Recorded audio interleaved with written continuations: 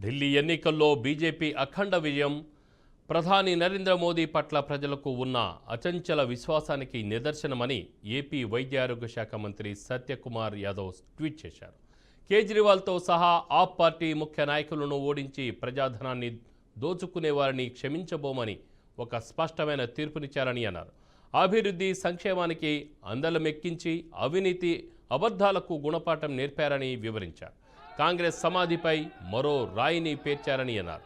ఢిల్లీ ప్రజలకు బీజేపీ కార్యకర్తలకు ధన్యవాదాలు, విజేతలకు శుభాకాంక్షలు తెలిపారు. अच्छा शॉट था